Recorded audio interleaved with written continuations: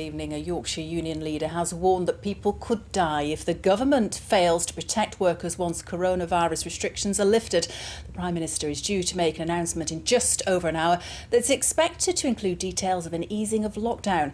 Hannah Gray reports on what it could mean for businesses and their employees. We've been promised a roadmap, a guide for how to navigate the road to recovery.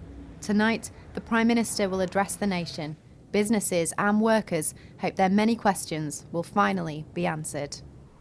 Reese opened this artisan coffee shop in Scarborough about a year ago. He's concerned about building trade back up and how to do this safely. I'd be interested to see what measures the government say you need to put in place. Do I need to buy a screen to put up in front of the till? Do I have to limit my seating? At this factory in Leeds, they've had to adapt. They now produce safety signs and social distancing stickers for retailers. All of the industries we deal with, events, exhibitions, sports, etc., have no idea either when they're going to be able to open or in what form, and they need to be able to plan for that. I think what we really need today from Boris is, instead of more sound bites with no detail, it's all about the detail now. Of course, employees also have serious concerns. Unions say there could be terrible consequences if the return to work is handled badly. It isn't just about the employer saying, come back to work, it's safe. I'm afraid that's not good enough. We've seen too many breaches of the regulations and the guidance so far, and I'm afraid if the gates are opened on Monday, people will die. A sobering thought for those preparing to reopen. They wait for directions while there is still no coronavirus cure. Hannah Gray, BBC Look North. When the Prime Minister lays out his plans for reopening the country tonight, it's not expected to happen immediately. One minister has raised the suggestion that different parts of the country may end up with different rules. Our political editor James Vincent has the details. This weekend, people have been waiting to hear what they may or may not be allowed to do next. We already have a new slogan, the mainstay of the government press conferences: stay at home, protect the NHS, save lives is gone. It's now stay alert, control the virus, save lives. So stay alert will mean stay alert by staying home as much as possible, but stay alert when you do go out by maintaining social distancing, washing your hands, respecting others in the workplace and the other settings that you'll go to.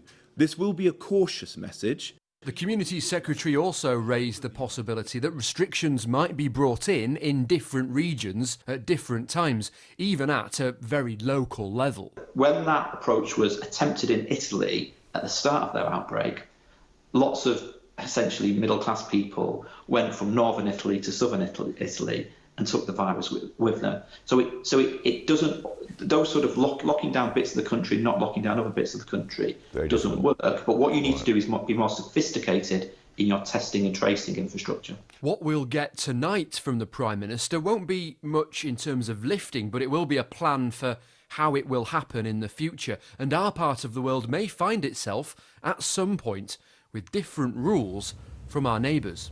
James Vincent, BBC Look North.